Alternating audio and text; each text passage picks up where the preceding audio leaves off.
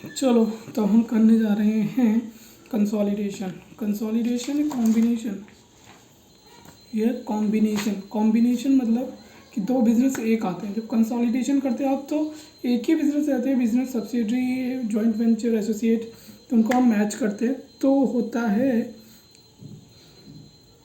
Consolidation. और जब दो बिजनेस को अलग अलग रहते हैं हम इनको एक करते हैं तो बोलते हैं कॉम्बिनेशन, राइट। बिजनेस इसको बोलते हैं बिजनेस एक्विजिशन और कॉम्बिनेशन। तो यहाँ पे बहुत सारे क्वेश्चन हैं, पहले थोड़ा बेसिक करवाते हैं, फिर ये चलते हैं वहाँ पे। क्वेश्चन 8 जैसे है, और ये बाजे ने बड़ा दिमाग ख़राब कर रखा है, मैं क्या बताऊँ आपको, छोड़ो।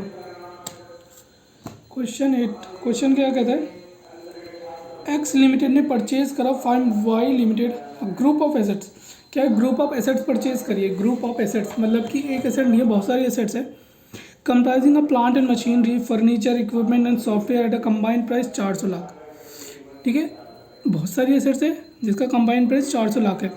Asset do not constitute business as per Ind AS 103। 103 क्या है, बिजनेस कॉम्बिनेशन नहीं है। तो how would X limited measure these assets on the purchase of initial recognition. वो कैसे मेजर करेगा इसको।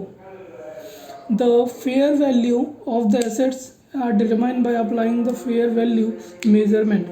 अच्छा, तो हाँ ठीक है, फेयर वैल्यू है तो हमारे 400 लाख है ना, उसको फेयर वैल्यू में बांट दो, मतलब टोटल 350 है।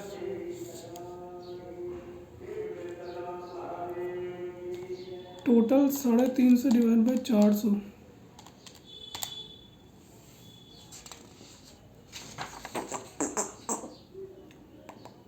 हमने जो एसेट्स लिए वो 400 की है, 400 लाख की है, बट उसकी फेयर वैल्यू कितनी है, 350 है। ओके, तो सबका 87.5% मेमोरी में, 200 का 87.5, 175 मेमोरी इंटू 30, इसका 26.25, 50 इंटू मेमोरी में 43.75, 70 इंटू मेमोरी में 61.25, तो ये आना चाहिए 350, 26.25 और 175, 1 2 3 4 ये सेट तो है।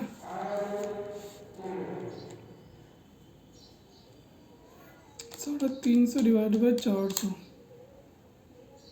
Into 200, 175, 350 divide by 400 into 30, 26.25, 50 divided by into 50 divide by,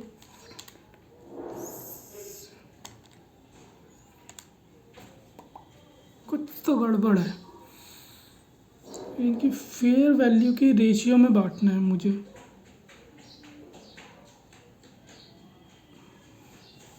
एक मिनट, 200 डिवाइड बाय 350, 57% है, इंटू 400, 228।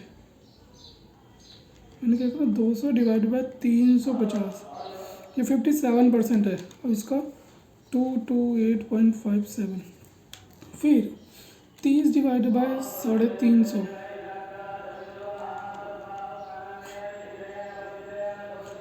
इंटू में 400,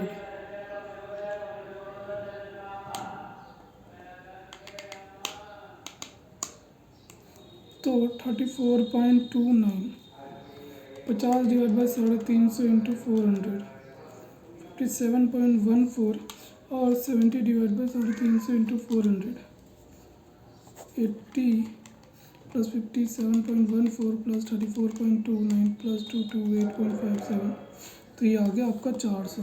क्या यही आएगा 228.57, मतलब फेयर वैल्यू के रेशियो में बांटना है।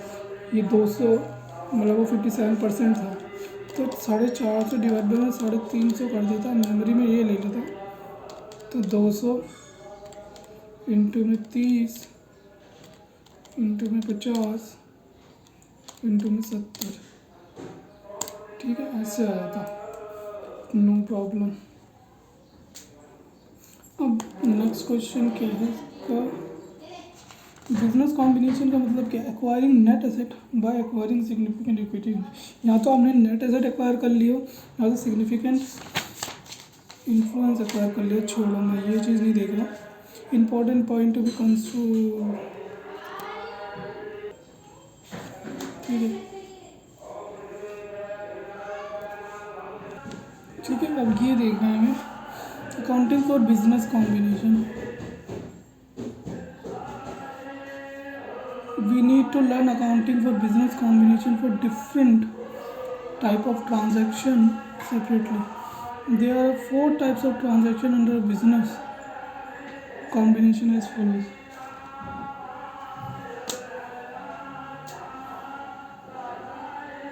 नेट एसेट्स आप ले सकते हो, सिग्निफिकेंट इक्विटी इंटरेस्ट ले सकते हो, रिवर्स एक्विजिशन हो सकता है, और कॉमन कंट्रोल ट्रांजैक्शन होता है मर्जर और डीमर्जर में, ठीक है।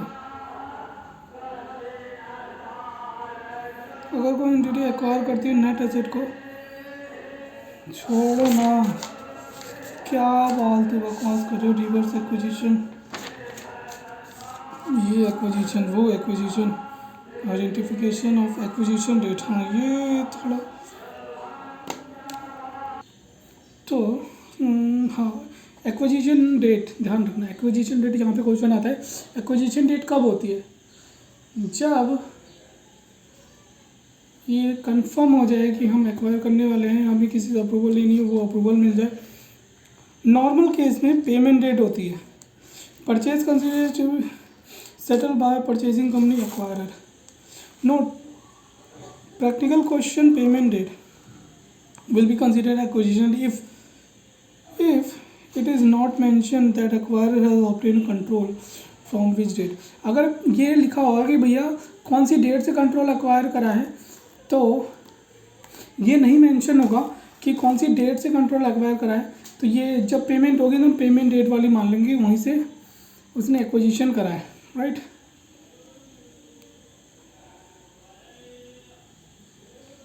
इफ़ कंट्रोल इज ऑब्टेन, अगर कंट्रोल ऑब्टेन हो जाता है by acquirer, earlier the date और later the date then the payment of PC, then we will analyse the circumstances of identify. Approval of transaction is substantive, then approval date will be considered as कुछ। अगर approval क्या होगी, sensitive होगी, भैया अगर approval मिलेगी तो ही होगा, अप्रूवल नहीं मिलेगी तो नहीं होगा, तो हम अप्रूवल डेट को ही मानेंगे, अप्रूवल डेट को ही क्या मानेंगे, एक्विजिशन डेट मानेंगे। क्वेश्चन 15, 17, 18, 19 दिया हुआ, आइडेंटिफिकेशन और purchase consideration, payment in cash, other asset transfer कर दिए, ये important and agreed fair value, exception above rule, measurement period, मतलब 1 साल में पता चल जाता है कि एडजस्ट कर दो गुडविल में। अच्छा, मेजरमेंट पीरियड, अगर 1 साल में पता हमें चल जाता है जो भी एडजस्टमेंट करनी है, तो हम वो गुडविल में एडजस्ट कर सकते हैं, बट 1 साल के बाद होता है तो हम गुडविल में एडजस्टमेंट नहीं करेंगे। याद रखना, अगर हमें 1 साल के बाद पता चलता है तो गुडविल में एडजस्ट नहीं कर सकते। As per the provision of 103, it में भी possible that recognition of it में भी possible that recognition of acquired asset and liability. आपने क्या कहा, हमने रिकॉग्नाइज करे एक्वायर्ड एसेट्स और liability. Provision of consider,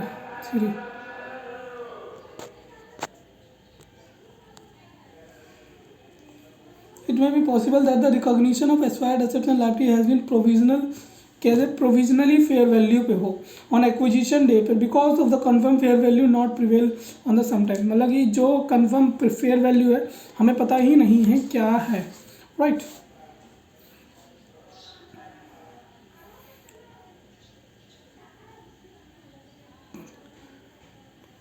Liabilities of acquisition date, in this case Ind AS 103 has been given measurement period, इस वजह से उन्होंने क्या दिया, 101 साल का टाइम दिया है। तो इफ़ अगर कोई चेंज आता है 1 साल के अंदर तो एडजस्ट कर देंगे गुडविल से, assuming that the adjusting on acquisition date, but change beyond 1 year तो पीएनएल में जाएगा। एमसीक्यू नहीं आता वरना इसमें एमसीक्यू पूछ लेता है ये। आइडेंटिफिकेशन ऑफ बार्गेन परचेज, ये बार्गेन परचेज क्लास 5 पे आ गए। कंटिंजेंट लायबिलिटी, यहाँ थोड़े क्वेश्चन मिलेंगे आपको। कंटिंजेंट लायबिलिटी क्या है? कंटिंजेंट लायबिलिटी होगा नहीं होगा पता नहीं। Settle estimate can be made, recognise, अगर settle reliable estimate can be, अगर आप रिलायबल एस्टिमेट निकाल सकते हो, सिंपल सी बात है, रिलायबल एस्टिमेट निकाल सकते हो तो लायबिलिटी बना लो।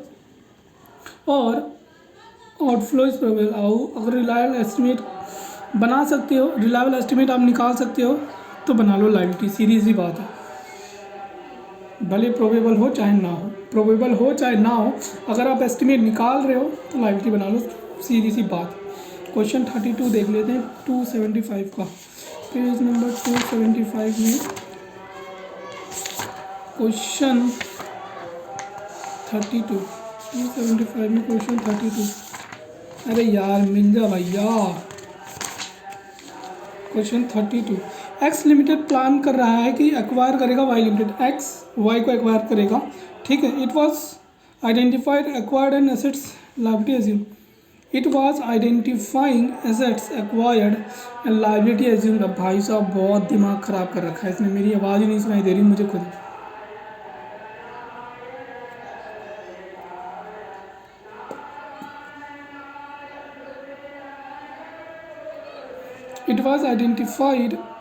It was identified assets acquired and liability assumed. It has analyzed the pending taxes cases. उसने क्या करा? एनालाइज करा pending taxes cases. Y limited recognise करे 20 pending cases amounting to 15 lakh as contingent liability, of which 3 million has been provided for Y limited. और X limited ने assess करा that 5 million should be obligation out of 20 pending cases, although unlikely that the liability against 2 cases। तो भैया जो x limited ने identify कर लिया कि इतनी लाइबिलिटी जानी है तो आप उसको रिकॉग्नाइज कर लो, 5 लाख का कर लो, और इसमें उसने 1 लाख कर लिया तो इसमें 1 लाख रिकॉग्नाइज कर लो liability. Why did not recognise another 2 case is not measure fair value out of these cases. उसने 1 मिलियन की करी, उसने 20 की करी। तो इस प्रोविज़न 103 के अकॉर्डिंग कंटिंजेंट लायबिलिटी एक्वायरर की can be recognise in books of acquirer. हम बुक्स ऑफ एक्वायरर में रिकॉग्नाइज कर सकते हैं as liability only if there is a reliable estimate of such liability. Reliable estimate होगा तभी हम रिकॉग्नाइज कर सकते हैं, अदरवाइज नहीं कर सकते।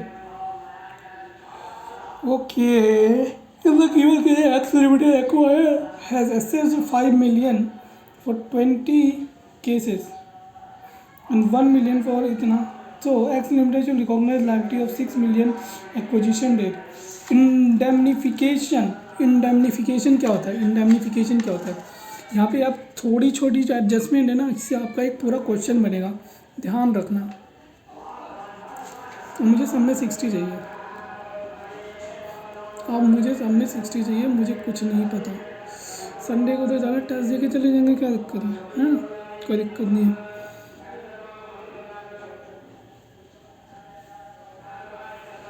और देखिए मैक्सिमम चांसेस होंगे कि नहीं बुलाएगा। चलो अपने को काम करना है अपना।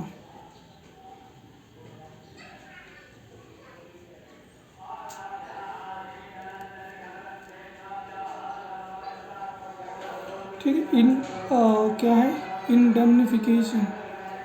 indemnification on liability is indemnification on assets। indemnification क्या है? indemnification अगर लाइबिलिटीज़, हमारी जो लाइबिलिटीज़ है, अगर हमें ज़्यादा पे करनी पड़ेगी तो हम उससे ले लेंगे, भैया दे दे हमें पैसे।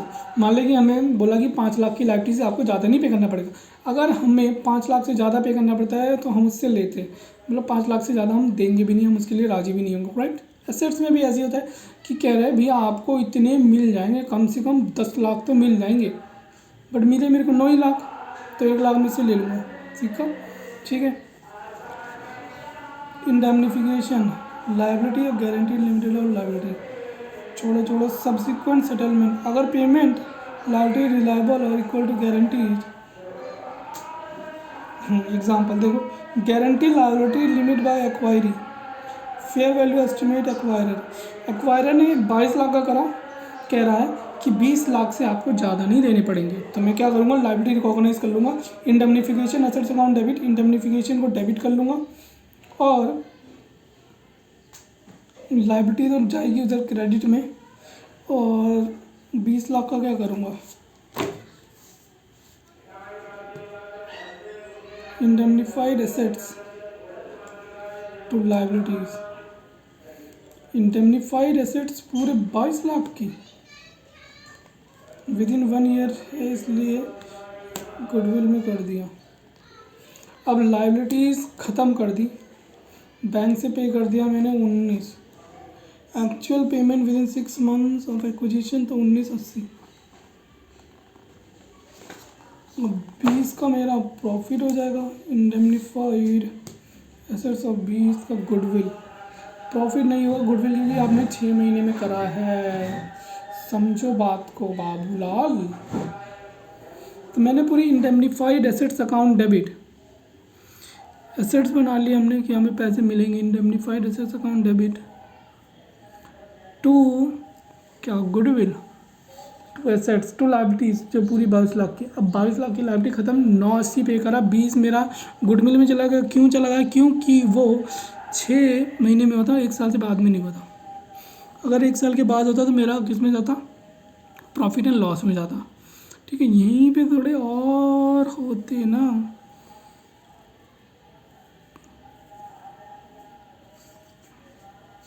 Measurement period rule, measurement period rule, case to payment beyond the guaranteed limit, अगर आपको गारंटी लिमिट से ज़्यादा देना पड़ेगा,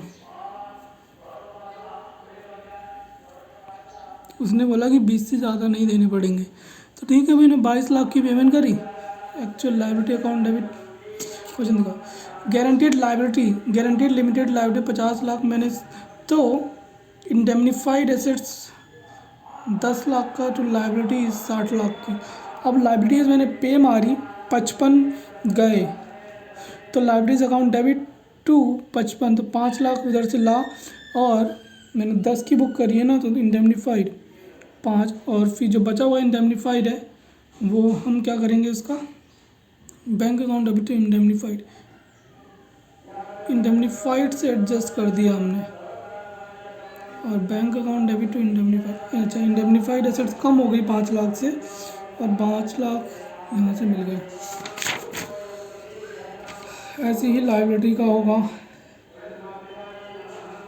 कि भैया वो कह रहा है कि मैं value, fair value of debtor का कितना है, 20 लाख है, गारंटीड कलेक्शन कह रहा है आपको 28 तो मिल जाएंगे, क्या कह रहा है वो, 28 तो आपको मिल ही जाएंगे, वो कह रहा है आपको 28 तो मिल जाएंगे। ठीक है, मैंने क्या करा, मैंने फेयर वैल्यू करूँगा ना, bank account trade receivable account debit to indemnified art, credit में जो भी हो, fair value account debit, fair value, और इंडेमनिफाइड एसेट्स मतलब हमें मिलेगी, इंडेमनिफाइड, इंडेमनिफाइड एसेट्स हमेशा डेबिट ही होगी, एसेट्स हमेशा डेबिट ही हो, जरूरी नहीं है भैया एसेट्स चली गई तो क्रेडिट नहीं होगी, कैसी बात कर रहे हो यार। ठीक है, फिर बैंक से हमें गारंटी, एक्चुअल कलेक्शन हुआ 27, तो bank account debit, fair value, और जो बचा हुआ है 7 इंडेमनिफाइड, फिर बैंक से हम ले लेंगे 1 लाख रुपए, बैंक अकाउंट डेबिट इंडेमनिफाइड ऐसे। अगर एक्चुअल पेमेंट 30 लाख की हुई beyond the measurement period, PNL में डाल देंगे बैंक, फिर 30 लाख मिले, ऐसे डेटर था ना, बैंक से कितने मिले, 30 लाख मिले, तो ट्रेड रिसीवेबल 20 के गए, इंडेमनिफाइड एसेट गई, और गेन ऑन कलेक्शन इतना हो गया। Item not to included in business combination, कौन कौन सी चीज़ें हम बिजनेस कॉम्बिनेशन में इंक्लूड नहीं करेंगे। अब थोड़ा सा हम इसको स्किप मारते हैं, 13 मिनट में, नॉट बैड। कौन कौन से इसको हम क्या नहीं करेंगे, बिजनेस कॉम्बिनेशन को इंक्लूड नहीं करेंगे। Item do not include in business combination, कौन कौन सी चीज़ें हम बिजनेस कॉम्बिनेशन में इंक्लूड नहीं करते या करेंगे, कौन कौन सी चीज़ें हम बिजनेस कॉम्बिनेशन में इंक्लूड नहीं करेंगे। अच्छा, जैसे एक्विजिशन कॉस्ट, फ्यूचर सर्विसेज और प्री एग्जिस्टिंग रिलेशनशिप। एक्विजिशन की कॉस्ट इसे बिजनेस कॉम्बिनेशन में इंक्लूड नहीं करते। चलो फ्यूचर सर्विसेज तो मान लेते हैं, चलो फ्यूचर में सर्विसेज देगा वो एक्विजिशन इसकी कॉस्ट में नहीं आएगा। बट जो प्री एग्जिस्टिंग रिलेशनशिप है, जो एक्विजिशन, चलो एक्विजिशन कॉस्ट देखते हैं। एक्विजिशन कॉस्ट का क्या मतलब है, हम इसे एक्विजिशन कॉस्ट को बिजनेस कॉम्बिनेशन में इंक्लूड ही नहीं करेंगे। समझ में आया कुछ? मेरे को तो नहीं आया।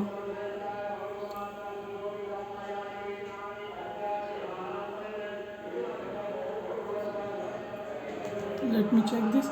अगर प्रोविजन 103 क्या कहता है, एक्वायर को राइट ऑफ कर देना चाहिए acquisition cost in P&L as expense. जो एक्वायर कर रहा है उसको जो एक्सपेंस है उसको राइट ऑफ कर देना चाहिए P&L में। क्यों बोला ढाक के क्यों, अब पता नहीं। अगर कोई कॉस्ट इनकर करेगा at the time of business combination, तो business acquire this expense shall not be considered as a part of business combination. तो नो इम्पैक्ट, ठीक है भैया। Acquisition cost bank P&L account debit acquisition cost. एक बार देख लेते हैं ऑन द बेसिस, एक बार देख लेते हैं है क्या ये acquisition cost. 33 page number 276 30। Should stamp duty paid on acquisition of land pursuant to business combination be capitalised to the cost of assets और should be treated as acquisition related to accordingly expense. भैया expense है।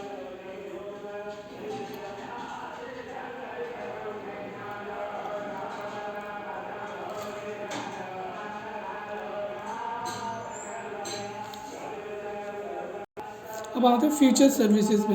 Future services मतलब future में जो service देगा employ जिसको भी आप कर रहे हो, वो क्या है, वो हमारा एक्सपेंस है, नॉर्मल एक्सपेंस है, तो वो तो होना ही है। आप किसी भी अगर कोई पेमेंट करते हैं एक्वायर किसी भी पर्सन को, और person of acquiree in lieu of their guidance service for running acquired business, आप बिजनेस को एक्वायर करने के लिए कर रहे हो तो इसे हम कॉस्ट में नहीं लेंगे। Post combination period then such payment not considered as part of business combination, हम उसको बिजनेस कॉम्बिनेशन नहीं मानेंगे। मतलब मैंने बिजनेस एक्वायर करा, मैंने उसके मैनेजमेंट को बोल दिया, मैं MD को बोल दिया मैंने, ओए इधर आप तो यहाँ पे काम करेगा, तो मैं उसको जो पैसे दे रहा हूँ वो कॉस्ट में नहीं आएगा।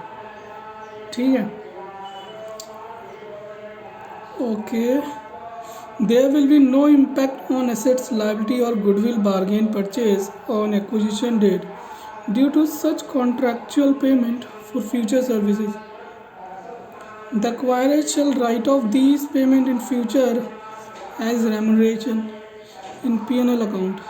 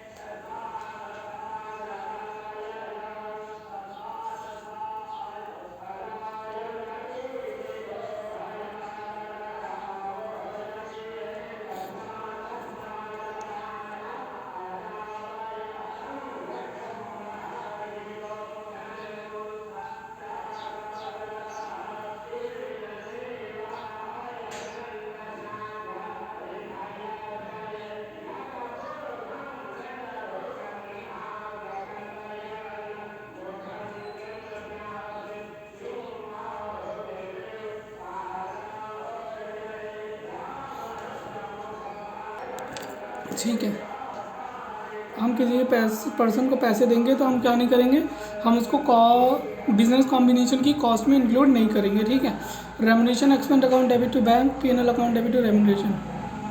On the basis of explanation it can be said that future services are settled separately from business combination.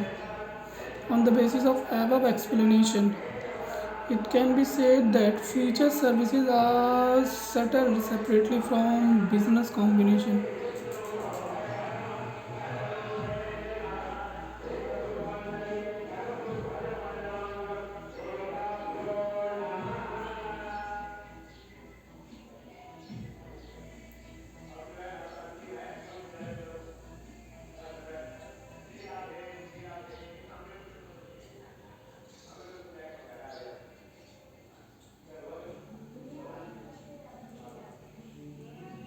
Conclude on the basis of above it can be said that future services are settled separately from business combination. Question 5 right of P&L account. ठीक है. Pre existing relationship, अगर पहले से ही कोई relationship हो या adjustment बहुत सारी आती है तो pre existing relationship contract non contractual और पार्ट बी कॉन्ट्रैक्चुअल. अब सेल विद कस्टमर, तो ये कॉन्ट्रैक्चुअल है. कॉन्ट्रैक्ट की वजह से कोर्ट में जा गए. बिना कॉन्ट्रैक्ट नॉन कॉन्ट्रैक्चुअल. ठीक है.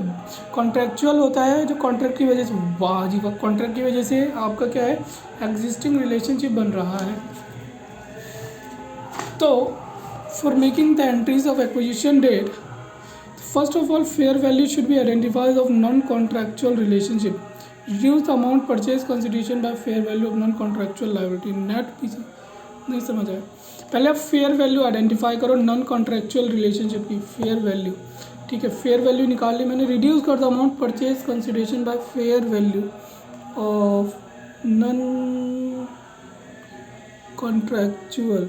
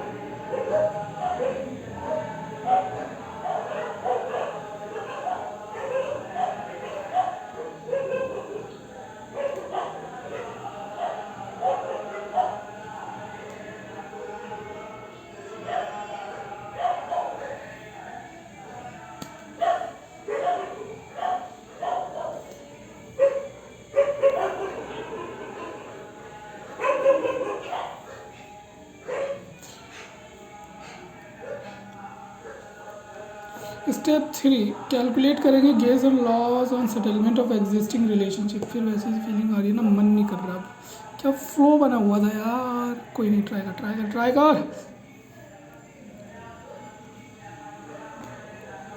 एग्जाम्पल देखो, क्वेश्चन 35 देखो सीधा 278. एक्स लिमिटेड ने एक्वायर करा वाई को. मैंने वाई को एक्वायर कर लिया कितने, 40 करोड़ के. The purchase consideration include the payment for settlement of law suit against X limited. Purchase consideration में 30 लाख रुपए वो भी थे जो लॉ सूट के देने थे. The purchase consideration include payment for law suits against X limited. X limited था जो. In the books of X limited there was a provision of law suit 40 lakh. उनके में प्रोविज़न 40 लाख का था, मेरे को 30 लाख उसमें वो इंक्लूड थे.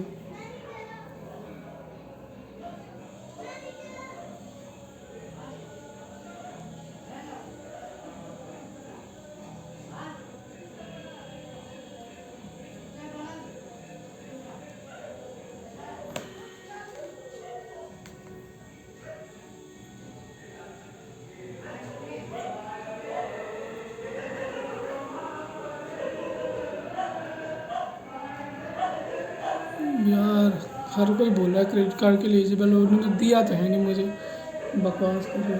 The fair value identifiable asset जो हमने एक्वायर करी उसकी फेयर वैल्यू है 45 करोड़ रुपए की. And the fair value of liability assume 10 crore की है. तो deferred tax liability work out on tax base of acquire and fair value is 1 crore. Deferred tax liability worked out based on tax base acquirer and the fair value is 1 crore. fair value कितनी है, 1 करोड़.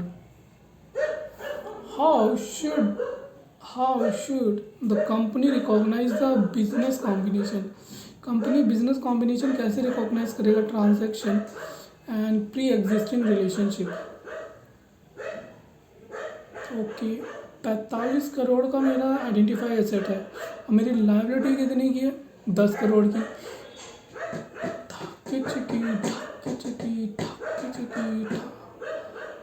तो 45 करोड़ और 10 crore ultimately 35 crore. Net asset मेरा 35 करोड़ का है।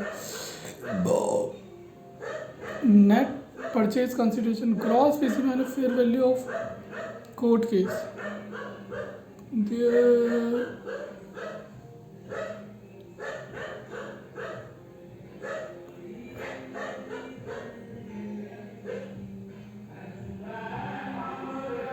Gross PC मेरी 40 करोड़ की है, बट वहाँ फेयर वैल्यू भी लिखा हुआ है। फेयर वैल्यू मैंने आइडेंटिफाइड करी 45 करोड़ का है। चलो ग्रॉस पीसी मेरा 40 है, 40 करोड़ का है, ठीक है, जिसमें से 30 लाख इंक्लूड है वो, और उन्होंने बुक्स में प्रोविज़न बना and purchase consideration include the payment. हमें क्या करनी है, पेमेंट करनी है, मतलब हमें उसे 30 लाख दे रहे हैं, बस उसने प्रोविज़न 40 का बना रखा है। ओके, तो पहले 40 घटा दो, प्रोविज़न 40 का घटा दो 30 लाख का, तो नेट परचेज कंसिडरेशन कितना होगा 93,700। तो प्रोविज़न फॉर कोर्ट 40 लाख की, बैंक में गया इतना, सेटलमेंट 10 लाख का, balance sheet figure, gain on settlement to PNL account being transfer to PNL, और assets account debit to liabilities 10 crore की, तो डीटीएल टू बैंक पीसी। अरे यार क्या बकवास है ये। ओए हाय,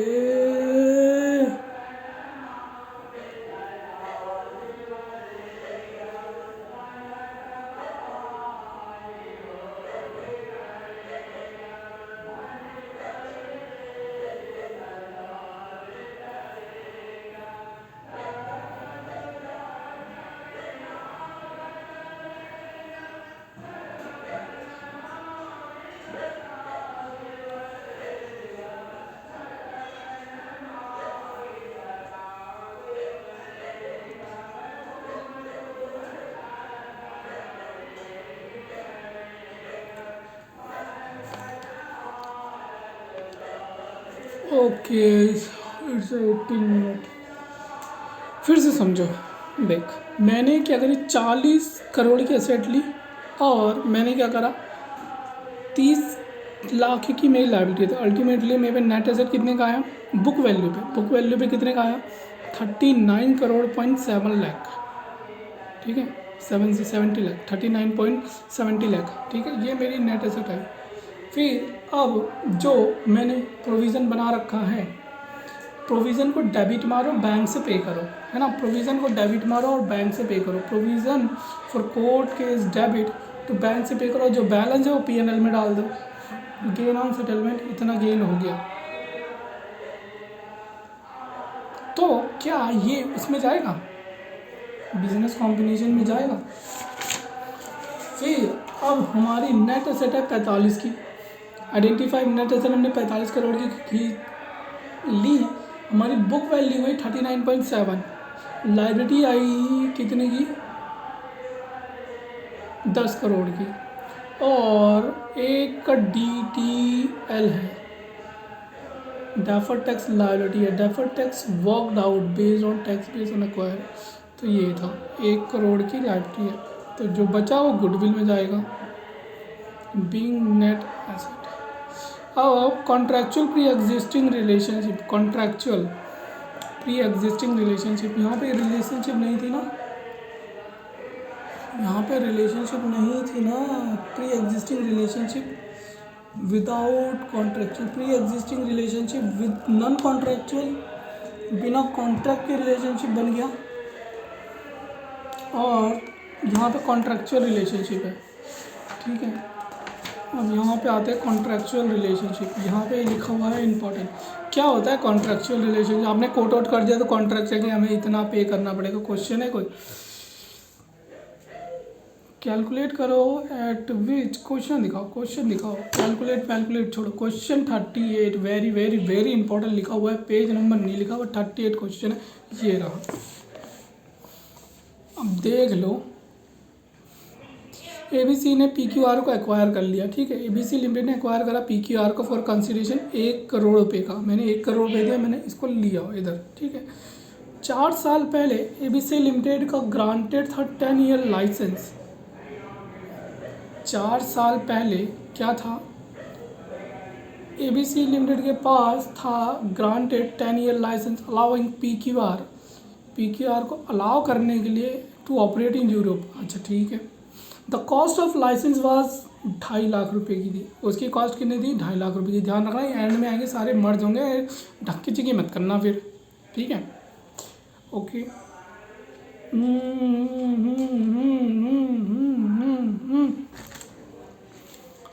2.5 लाख रुपए दिए हमने इसको कॉस्ट के लाइसेंस 4 साल पहले। The contract allow either party, कोई भी पार्टी क्या करती है, कॉन्ट्रैक्ट अलाउ करता है, कोई भी पार्टी क्या कर सकती है, टर्मिनेट कर सकती है the franchisee at a cost of unexpired initial fees plus, जितना आपका अनएक्सपायर्ड होगा plus 20% at the date of, ठीक है। आपको टर्मिनेट करना है तो आपको क्या करना पड़ेगा, जो अनएक्सपायर्ड इनिशियल फीस की कॉस्ट होगी, मतलब अभी कितनी बची हुई है, 10 साल का था 2.5 लाख डिवाइड बाय 10 इंटू 6, तो 1.5 लाख रुपये, 1.5 लाख रुपये हो गए। 1.5 लाख की फीस है प्लस 20%, 180 मेरी अभी मेरा कॉस्ट आएगी। At the date of acquisition the net settlement amount is, ये लो 180 ही है, ठीक है, इतना ही है, कोई दिक्कत। तो एबीसी लिमिटेड ने क्या करा, एक्वायर करा पीक्यूआर लिमिटेड को, because it's high potential in a Europe market and wishes to exploit it, उसे बढ़ाना चाहता है यूरोपियन मार्केट। तो ABC limited calculate that under current condition and at price it would guaranteed 6 year franchisee price. मतलब ABC limited ने calculate करा, जिसने acquire करा उसने कैलकुलेट करा that under current economic condition, अभी की कंडीशन देखें और करंट प्राइस देखें, तो इट ग्रांट 6 ईयर फ्रेंचाइजी को देता है 4.5 लाख की, मतलब ये फेयर वैल्यू है। और मेरा अभी 180 है। How the licence accounted as a part of business combination, क्या ये बिजनेस कॉम्बिनेशन का पार्ट होगा, पहले तो ये बताओ। पहले से कॉन्ट्रैक्ट वो है, तो कॉन्ट्रैक्चुअल अरेंजमेंट तो है, तो बिजनेस कॉम्बिनेशन का पार्ट तो बनेगा। तो 180 माइनस कर देता हूँ 4.5 लाख, 270 क्या है, हाँ मैं उससे क्या ले रहा हूँ, 270 वो मुझे देगा, ठीक है, 270 मुझे देगा।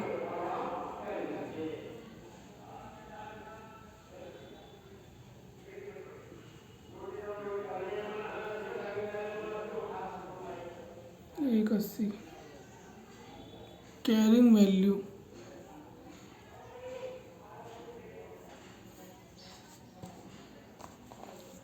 Carrying value 450, fair value of right 4.5 lakh मैंने 1.5 लाख,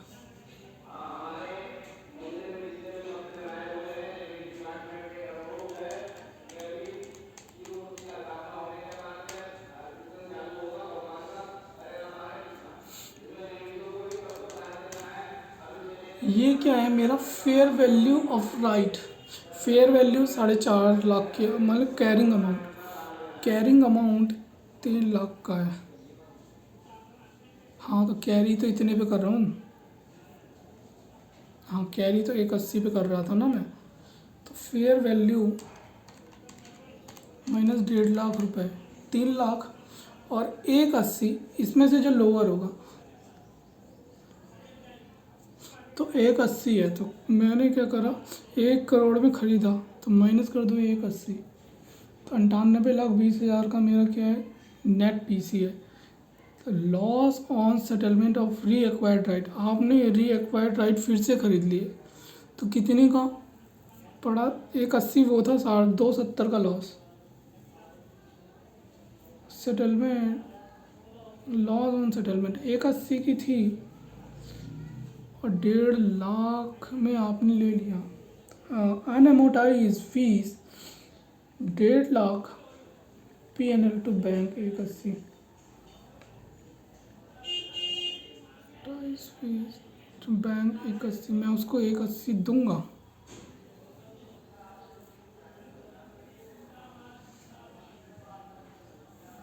अगर वो कैंसिल करेगा तो वो देगा, मैं कैंसिल करूँगा तो मैं दूंगा।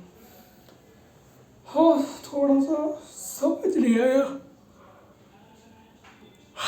देखो समझना जो जरूरी है, अदरवाइज ऐसी तैसी कराओ। पहली बात, मेरे पास एक राइड था 2.5 लाख रुपए का, जो 10 साल चलता, मैं 4 साल यूज़ कर चुका हूँ,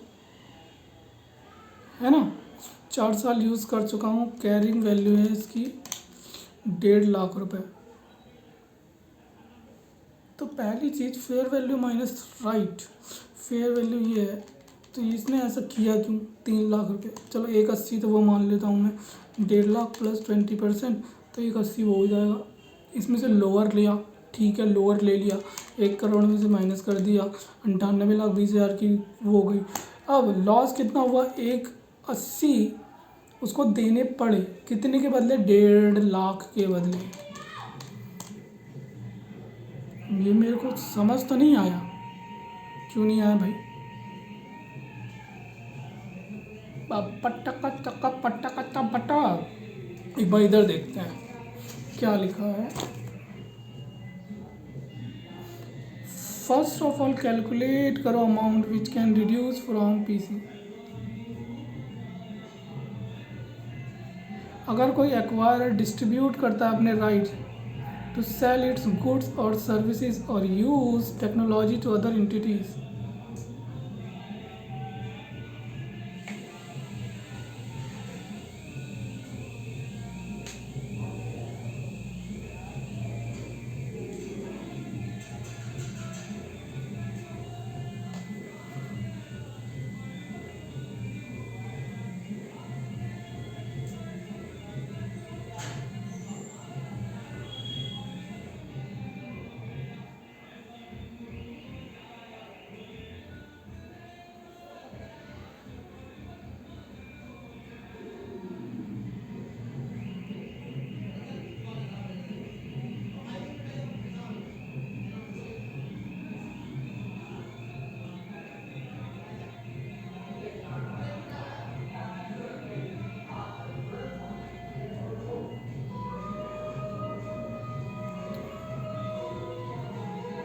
ठीक है, technology sell the goods in lieu of use, compute the gain or loss will route through P&L termination। The acquirer क्या करेगा? कंप्यूट करेगा गेन और loss on settlement on such acquisition pre existing contract and will route to P&L account. It means there will be no impact on the settlement of goodwill और bargain purchase steps, ये सारे दिए गए हैं। Actual amount to be paid as compensation, जितना आप compensation दोगे, और carrying amount less, fair value less carrying amount, इसमें से जो लेस होगा वो आप पीसी से माइनस कर दो, आपका आ जाएगा। इसमें थोड़ा सा एक्स्ट्रा ऑर्डिनरी टाइम लग गया। Class 7 acquisition of intangible asset from acquiree, ये इंपॉर्टेंट है भाई साहब। आप क्या कर रहे हो? इंटेंजिबल एसेट्स एक्वायर कर रहे हो। इंटेंजिबल एसेट्स में एक्वायर कर रहा हूँ, देख रहे एक एक चीज़ पढ़ा रहा है, फिर आपको देगा धमाकेदार क्वेश्चन, बस ख़त्म हो जाना चाहिए। होप सो 2 से 3 बजे तक अगर थोड़ा सा मैं इम्प्रूव कर लूँ अपनी स्पीड को, समझ के करूँगा, ऐसी तैसी करा बाप। पहला ग्रुप तो चाहिए मेरे को इस बार, बहुत टाइम हो गया। 1 घंटे की बनाएंगे, 1 घंटे से कम नहीं बनाएंगे, ठीक है। इसका बंद कर, नोट नहीं करता ना तभी बढ़िया रहता है। हाँ अब ठीक है। अब हम क्या कर रहे हैं? इंटेंजिबल एसेट्स को एक्वायर कर रहे हैं। इंटेंजिबल एसेट्स को एक्वायर कर रहे हैं, 2 क्राइटेरिया हैं, लीगल क्राइटेरिया और सेपरेबिलिटी क्राइटेरिया। क्या लीगली हम इंटेंजिबल एसेट्स को एक्वायर कर सकते हैं? क्या वो लीगल इंटेंजिबल एसेट है भी एक क्या उसे हम सेपरेटली कैटेगराइज कर सकते हैं? लीगल क्राइटेरिया क्या करता है? परमिशन और अप्रूवल फ्रॉम गवर्नमेंट। अच्छा, आपको परमिशन, अच्छा लाइसेंस वाइसेंस जो होता है, हाँ, ओ लाइसेंस वाइसेंस होता है।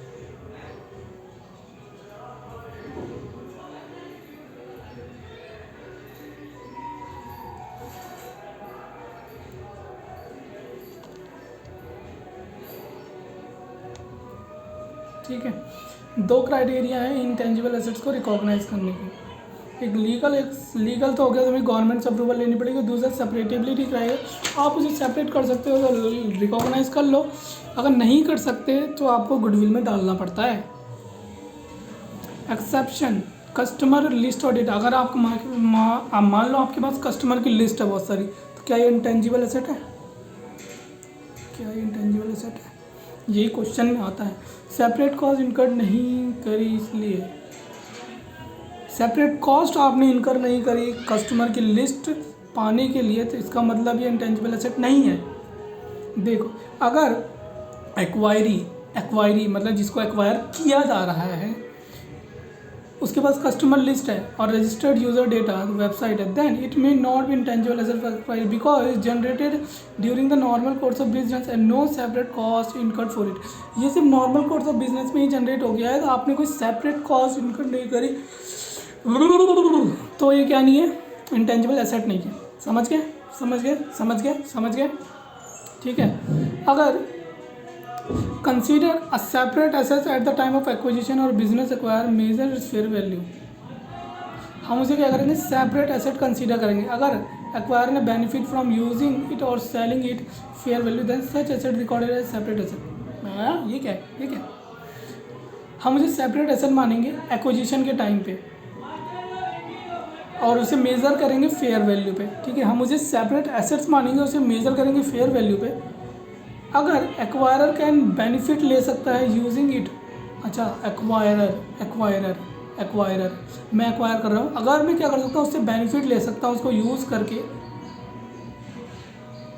और या तो उसको सेल करके, तो मैं उस एसेट्स को रिकॉर्ड कर लूँगा फेयर वैल्यू पे और सेपरेट पे। तो इसने पहले क्यों मना किया कि वो इंटेंजिबल एसेट नहीं है? क्योंकि आपने सेपरेट कॉस्ट एक्सेप्ट नहीं की। बट वो कह रहे हैं अगर वो बेनिफिट ले सकता है, कौन? एक्वायरर बेनिफिट ले सकता है, तो वो कर लेगा। ठीक है। अगर कोई प्रोसेस रिसर्च प्रोजेक्ट है, ये भी इम्पोर्टेंट भाई साहब, ये सारे क्वेश्चन में आते हैं, समझ के करना, समझ के। अब क्या है, कोई प्रोसेस चल रही है, रिसर्च की प्रोसेस चल रही है और आपने उसको धप्पा बोल दिया, एक्वायर कर लिया, अब क्या उसको इंटेंजिबल मानोगे? ये यही पूछेगा। कोई प्रोसेस चल रही है इंटेंजिबल की, मतलब कि कोई प्रोसेस चल रही है प्रोजेक्ट और आपने उसको एक्वायर कर लिया, तो क्या वो जो प्रोसेस चल रही है, क्या वो इंटेंजिबल मानोगे इसको? अगर एक्वायरी का कोई प्रोजेक्ट है, then can not consider research work as intangible in its book as per 38।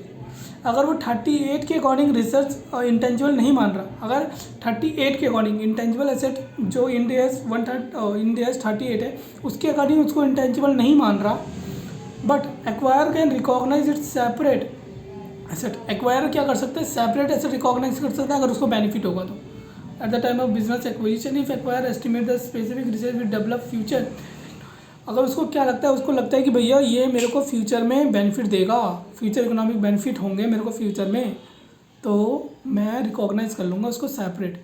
मतलब अगर मैंने कस्टमर की रीच जनरेट करी है तो वो मेरे लिए इंटेंजिबल एसेट नहीं है, क्योंकि मैंने उसके लिए सेपरेट कॉस्ट नहीं इनकर करी। और अगर मेरा कोई रिसर्च चल रहा है, रिसर्च एंड डेवलपमेंट चल रहा है, और मैंने 38 के अकॉर्डिंग वो मेरे रिकॉग्निशन क्राइटेरिया में नहीं आ रहा, तो मैंने रिकॉग्नाइज नहीं करी इसे सेपरेट। बट एक्वायरर जो है उसको रिकॉग्नाइज कर लेगा, उसको रिकॉग्नाइज कर लेगा सेपरेट, उसको रिकॉग्नाइज कर लेगा सेपरेट, अगर उसको लगता है उसको फ्यूचर इकोनॉमिक बेनिफिट होगा तो हाउ ढाकी चिकी ढाकी चिकी ढाकी चिकी। क्वेश्चन 41 करो, क्वेश्चन 41 करो भाई साहब। 2 अटेम्प्ट दिए अभी तक, ये समझ नहीं आया था, आज समझ आया है, इसलिए आप फेल होते हो। सही बोल रहा हूँ मैं, या तो आप पहली बार ढंग से पढ़ते नहीं हो या तो आपको समझ नहीं आता, 2 चीज़ है। अगर ये दोनों चीज़ हो गई तो आपको पास होने से कोई नहीं रोक सकता। या तो आप पढ़ते नहीं हो सही से या तो आपको समझ नहीं आता। इन दोनों चीज़ों को ठीक कर लिया, ढंग से पढ़ रहे और समझ आ रहा है, कोई नहीं रोक सकता पास होने से। आईक्यू लेवल कुछ नहीं चाहिए, आईक्यू लेवल तो डेवलप करना पड़ता है। जो I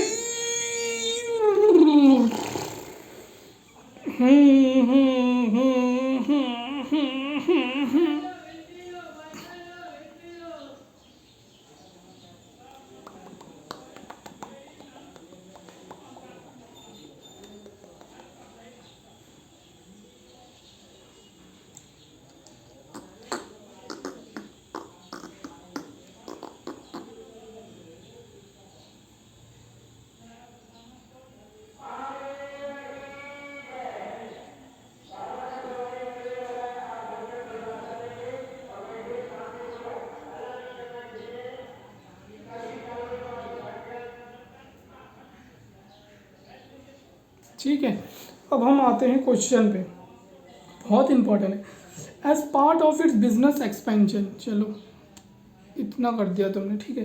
as part of its business expansion, आप बिजनेस एक्सपेंशन कर रहे हो। K Limited is in the process of setting of pharma intermediate business.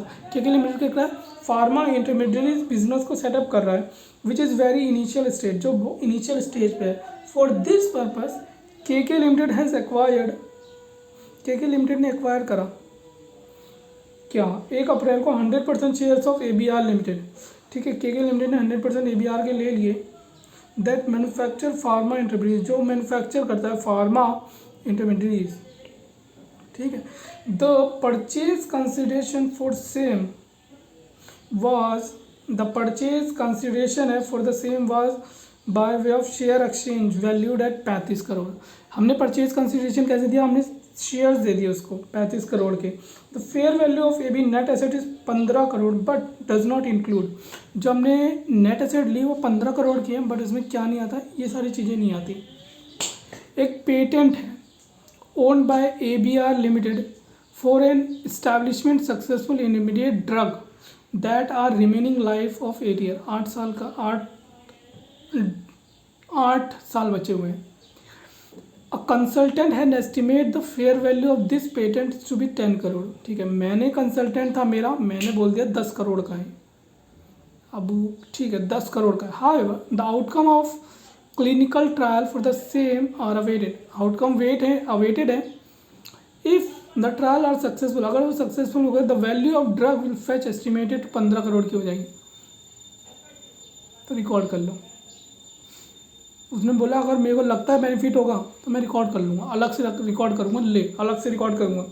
तो 15 + 10 25 करोड़ की हो गई, 15 + 10 25 करोड़ की हो गई। अब ABR limited has developed and patented a new drug, ABR limited ने क्या करा, ड्रग करा था डेवलप्ड और पेटेंट करा था new drug which has been approved for clinical use, जो अप्रूव हो गया है क्लिनिकल यूज़ के लिए। The cost of developing was 12 crore based on the assessment. Cost इतनी थी, मेरे को क्या करना कॉस्ट, मेरे को फेयर वैल्यू चाहिए, अपन को तो फेयर वैल्यू चाहिए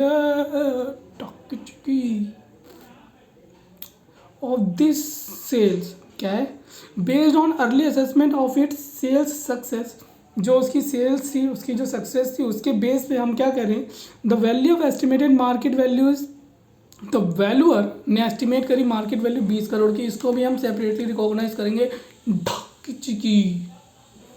अब तीसरा, ABC Limited manufacturing facilities have received a farewell inspection by a government department. जो एबीसी मैन्युफैक्चरिंग थी, गवर्नमेंट ने इंस्पेक्शन किया उस पर, और उसके रिजल्ट में क्या मिला? Company has been granted exclusively 5-year licence to manufacture and distribute new vaccine. वाह, उसको लाइसेंस मिल गया, अरे वाह, लाइसेंस मिल गया। Although the licence has no direct cost to the company, company के लिए कॉस्ट नहीं है, डायरेक्ट कॉस्ट, ठीक है। उसके डायरेक्टर बिलीव करते हैं that obtaining the licence is a valuable asset which assures guarantee sale and the value for the same is estimated at 10 crore. अब किसके डायरेक्टर है? इट्स डायरेक्टर, ABR के डायरेक्टर। कंफ्यूजन क्रिएट कर दी बाबा ने। अब ये वहाँ का बोलता है तो मैं मान लेता, मैं थकाक से रिकॉर्ड कर देता, बट वो कह रहा है लाइसेंस है, मतलब कि ये अप्रूवल बेस्ड है, राइट? तो रिकॉर्ड कर लो, चलो 10 करोड़ का आप ये रिकॉर्ड कर लो। आपके पास टोटल कितने हो गए? 55 करोड़, और आपने नेट एसेट आया इतना, पे कराया कितना? परचेज कंसिडरेशन, नेट एसेट इतना, तो नेट एसेट 15, 10, 20 और 10, 15, 10, 20 और 10, 10, 10, 15, 15, 10, 20 और 10। Patent, licence, net asset, patent, patent, patent, patent 20 और 10, पेटेंट है 20, अच्छा ये है पेटेंट, और ABC है, WS पेटेंट है, ये पेटेंटेड, हाँ पेटेंट है, 2 पेटेंट हो गए। और ये 10 की मेरी क्या है? इंटेंजिबल एसेट है, लाइसेंस, लाइसेंस, और मेरी नेट एसेट है 35 की। तो 30 प्लस 10 प्लस 15 माइनस कर दूंगा मैं, क्या? 35 करोड़। PC इतना गया, तो ये क्या है? लायबिलिटी, कैपिटल रिजर्व, तेरा कैपिटल रिजर्व आ गया, कैपिटल रिजर्व, कैपिटल रिजर्व, वो वो वो वो कैपिटल रिजर्व, ठीक है। अब हम आते हैं कंटिंजेंट कंसीडरेशन। कंटिंजेंट कंसीडरेशन ये आपको बहुत पकाता है, बहुत पकाता है, बहुत पकाता है, आते ही नहीं, आते ही नहीं, आते ही नहीं। क्वेश्चन 43, अच्छा ये तो कर लिया कि नहीं? नहीं, कंटिंजेंट कंसीडरेशन पहले देखते हैं। कंटिंजेंट कंसीडरेशन क्या है? कि भैया कि हम बाद में देंगे। अगर परचेज कंडीशन प्रॉमिस करता है acquirer to acquiree in future on achievement of some, अगर वो टारगेट अचीव कर लेता है तो हम उसके कंटिंजेंट कंसीडरेशन ले ले बाबा जी का कंटिंजेंट कंसीडरेशन ले ले। Post combination period then it will be considered as contingent consideration on acquisition. तो हम इसको क्या मान लेंगे? कंटिंजेंट कंसीडरेशन बोलेंगे, ठीक है। यहाँ पर हमने क्वेश्चन कितनी देर में किया? 6 मिनट, नॉट बैड, ठीक है। लिखा नहीं है, लिखा, अबे दिमाग में जाना चाहिए, बस दिमाग में फिट हो जाए, थकी चिकी ठा पास। इस बार फोड़ के रख दूंगा, 80 चाहिए मेरे को, अब 80 चाहिए, 80 से कम नहीं चाहिए मेरे को, बहुत हो गया। 1 में 80 आएगा, 2 में 80 आएगा, तीसरे में 60 और तीसरे में 60, फिर 40, 40, 40, 40, तो भी 440 आ जाएंगे। समझ रहा है? यही प्लान होना चाहिए तेरा, यही प्लान होना चाहिए, यही प्लान होना चाहिए।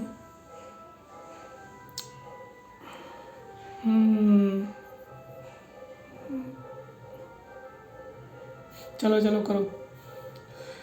हाँ, अगर आप सम टारगेट अचीव करते हो तो आपको क्या बोलते हैं? कंटिंजेंट कंसीडरेशन बोलते हैं इसको, ये फ्यूचर में होगा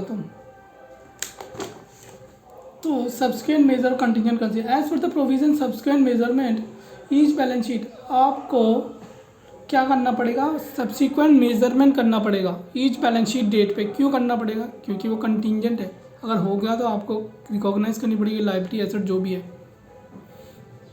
As per the provision of subsequent measurement, it will be made at each balance sheet for pending outstanding liability of a contingent consideration. अगर कोई changes आता है in fair value, तो it will be transferred to P&L. अगर कोई change आता है contingent consideration में से कहाँ डाल देंगे? P&L में डाल देंगे. P&L में डाल देंगे. Exception of the ये P&L में नहीं जाएगा, ये exception है. The concept of measurement will not consider as change in a fair value of contingent consideration. The concept of measurement period will not be considered as change in a fair value of contingent consideration. It means that the changes in a fair value of contingent consideration will not have any impact on goodwill or capital reserve on acquisition date. देखते हैं exception क्या है. वो तो ऐसे ही पढ़ रहा था, पता नहीं क्या लिखा हुआ है, मुझे समझ नहीं आया. अगर कंटीजेंट कंसिडरेशन आपने प्रॉमिस करा है, एक्वायरर ने जो एक्वायर कर रहा है उसने प्रॉमिस करा है मैं कंटीजेंट कंसिडरेशन दूंगा, किसमें? Fixed number of equity shares में. फिक्स्ड नंबर ऑफ इतने शेयर्स में दूंगा तेरे को, इतने 1 लाख शेयर्स दूंगा तो दूंगा अगर तूने ये अचीव कर लिया तो. Then it will be considered as equity instrument. तो हम इसको क्या बोलेंगे? इक्विटी इंस्ट्रूमेंट बोलेंगे under Ind AS 109. This promise will not measured at any balance sheet date. 1 घंटा हो गया तो मैं इसको मतलब ये कॉन्सेप्ट करके बंद करता हूँ ये वाली वीडियो. हाँ, तो ये प्रॉमिस नॉट रीमेजर्ड है, ये हम इसको रीमेजर नहीं करेंगे क्योंकि fix number of share fix है, तो इसको कहीं मेज़र नहीं करना. ठीक है, कहीं मेज़र नहीं करना, ध्यान रखो, कहीं मेज़र नहीं करना. It will remain same as it was recorded on the acquisition date. It can also say that there will be no change subsequently in such promise. और कोई चेंज नहीं आएगा इसके promise. Then it will be recorded once the acquisition date fair value of shares. एक बार जो आपने record कर दिया एक्विजिशन की फेयर वैल्यू पे, कोई चेंज नहीं होगा उसके बाद. समझिए, important note. Promise of variable number of shares shall be considered as financial liability. वो इक्विटी इंस्ट्रूमेंट है, financial liability, and it will be remeasured at each balance sheet date. Changes in a transfer. Oh my god. देखो आपने fix number, मैंने बोला था 1 lakh shares दूंगा. अब 1 lakh shares दूंगा तो 1 लाख शेयर्स दूंगा तो भैया ये इक्विटी की लायबिलिटी है, और जो अमाउंट यहाँ एक्विजिशन डेट पे फिक्स हो गया वो चेंज नहीं होगा. बट आपने बोल दिया कि भैया इक्विटी ले लेना, इतने नंबर ऑफ इक्विटी ले लेना, जो प्राइस वहाँ पे होगा उसी से देख लेंगे. तो ये क्या है? फाइनेंशियल लायबिलिटी है. ये क्या है? फाइनेंशियल लायबिलिटी है, और इसे मेजर करना में ईच बैलेंस शीट डेट में. सीधी सी बात है, इक्विटी इंस्ट्रूमेंट का आपको मेजर ही नहीं करना, और फाइनेंशियल लायबिलिटी को मेजर करना है. When amount is fixed for the shares instead of number. ठीक है, क्वेश्चन 43 आता है.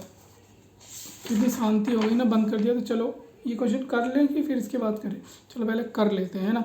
ये क्वेश्चन गलत नहीं होना चाहिए, मैं पहले बता रहा हूँ तेरे को, मैं पहले बोल रहा हूँ ये क्वेश्चन तो गलत होना ही नहीं चाहिए. यार ये पेन कहाँ गायब हो जाता है, बड़ा भार है, पहले इसको ख़त्म ही कर देते हैं पेन को. चलो, how should contingent consideration payable in relation to business combination. कैसे कंटिंजेंट कंसिडरेशन पेबल है बिजनेस कॉम्बिनेशन में? Initial recognition and subsequent measurement. ठीक है, एज पर इंडियस 103. 1 अप्रैल X1 को ए लिमिटेड ने एक्वायर करे 100% इंटरेस्ट. ए लिमिटेड ने क्या कर लिया? 100% इंटरेस्ट ले लिया बी लिमिटेड में as per the terms of the agreement. The purchase consideration payable in 2 tranches. 2 tranches में पैसे दिया जाएगा. पहला एंड इमीडिएट 10 लाख शेयर्स दे देंगे ऑफ ए लिमिटेड को हैविंग फेस वैल्यू 10 रुपये पर शेयर. 10 लाख शेयर इंटू 10 रुपये पर शेयर. ठीक है, और फर्दर इशू करेंगे 2 लाख शेयर. अब यहाँ पे क्या कर दिया, इसने बोल दिया कि भैया 2 लाख शेयर्स इशू करेंगे, 2 लाख शेयर्स. तो ये क्या हो गया? कंटिंजेंट कंसिडरेशन हो गया, जिसमें फिक्स्ड है तो हिलना नहीं है, ये यही का यही रहेगा, आप कुछ भी कर लो. ठीक है, इक्विटी इतने 2 लाख इक्विटी शेयर्स देगा आफ्टर 1 ईयर. अगर the profit before interest and tax 1 crore से ऊपर रहा तो ठीक है. The fair value of shares of A limited, A limited की शेयर्स की फेयर वैल्यू क्या है, ए लिमिटेड ने एक्वायर करा था तब इसको बता रहे हैं इसकी इतने शेयर्स हम दे देंगे। तो ऑन द डेट ऑफ 20 रुपये, ठीक है। Further the management had estimated that on the date of acquisition the fair value of contingent consideration is 25 lakh. अच्छा, फेयर वैल्यू इसकी कंटिंजेंट कंसिडरेशन 25 लाख है। During the year 31 March X2 को profit before interest 1 crore से ज़्यादा हो गया। ओ भाई साहब, 1 करोड़ से ज़्यादा तो दे दो पैसे दे दो। As on 31 March X2 the fair value of shares is 25 रुपये। ओके, ठीक है, उस दिन 25 रुपये थी। Continuing with the fact in above except for, आप ए के साथ चलो, but the number of share issued after 1 year is not fixed, यहाँ पे फिक्स्ड नहीं है। Rather A Limited agree to issue variable number of shares having fair value equal to 40 lakh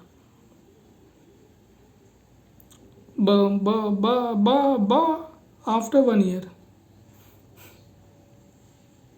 A Limited agreed to issue variable number of shares, fair value equal to 40 lakh after 1 year if the profit exceed इतना।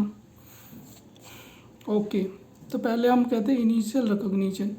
Initial recognition में दो चीज़ें, आप तो पहले उसके according करो फिर उसके अकॉर्डिंग करो।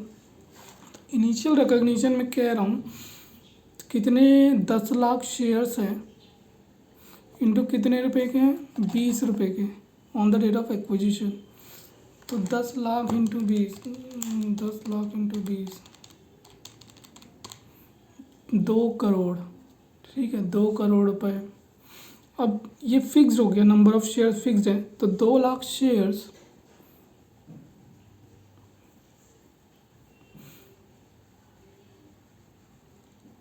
The further management estimate that the acquisition fair value, अब तो मैं 20 ही लूँगा ना, 20 रुपये लूँगा 2 लाख शेयर्स को, 40 लाख रुपए। क्यों? क्योंकि नंबर ऑफ शेयर तो फिक्स्ड है। तो 0.4, तो 2.4 CR,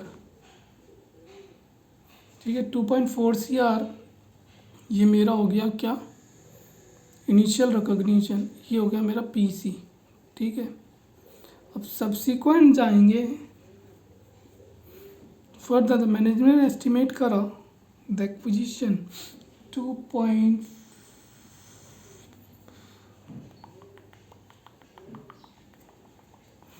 Initial recognition on acquisition date. On the acquisition date, the fair value of contingent consideration was 25 lakh, which is said to be satisfied by issuing equity shares. तो 2.25, अच्छा, आपने 25 lakh decide कर लिया तो 2.25 ही होगा फेयर वैल्यू जिसे हम settle करेंगे 2 लाख इक्विटी शेयर से। देखिए तो भैया 12 रुपये से निपटा दे रहे हो, वाह जी वाह। सब्सिक्वेंट मेजरमेंट में कुछ नहीं होगा, कोई चेंज नहीं आएगा क्योंकि आपने इश्यू करे थे इक्विटी शेयर्स, कुछ चेंज नहीं आएगा। तो 2.5 लाख 25 लाख डिवाइडेड बाय कितना 2 लाख शेयर्स, तो 12.5 रुपये। तो 2 SPR में जाएंगे और 10 जाएंगे, 2.5 10 जाएंगे और पेड अप शेयर कैपिटल में, ठीक है। अब दूसरा वाला करते हैं initial recognition.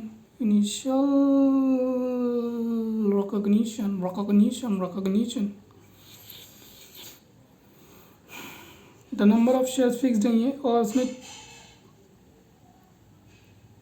Agree to issue करेगा वेरिएबल नंबर ऑफ शेयर्स। अच्छा, फर्दर द मैनेजमेंट एस्टिमेट देगा date of acquisition fair value of contingent consideration 25 lakh है, ठीक है। X2 को 25 रुपये हो गए, तो मैंने उसको बोला on the date of acquisition 25 lakh है, तो 2 + 2.2 0.25 होगा, 25 लाख तो 2.25 होगा, राइट 2.25 ही होगा ना, हाँ कि ना 2.25 ही होगा इनिशियल रिकॉग्निशन कि नहीं होगा, क्योंकि फेयर वैल्यू तो यही है। ए लिमिटेड एग्री हो गया इश्यू करने के लिए वेरिएबल 40, तो 0.4 तो 2.4 तो जब 40 लाख रुपए डिवाइड बाई 25 करेगा 1,60,000 इंटू 10 इधर जाएंगे 16 माइनस प्लस 40 और 24 इधर आएंगे, तो मतलब 2.4 से रिकॉग्नाइज करेगा ना उसको।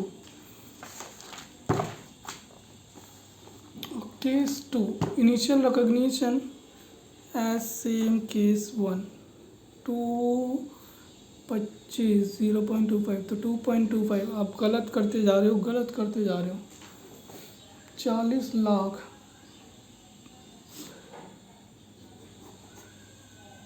40 लाख डिवाइडेड बाय कितना 25 रुपये। मैं ले एक मिनट कन्फ्यूज़न मेरे को यहाँ पे हुई। चलो ठीक है, मेरा एक्विजिशन की डेट पे फेयर वैल्यू का कंटीजेंट कंसीडर 25 लाख था, मैं दोनों ही केस में 25 लाख रिकॉग्नाइज करूँगा।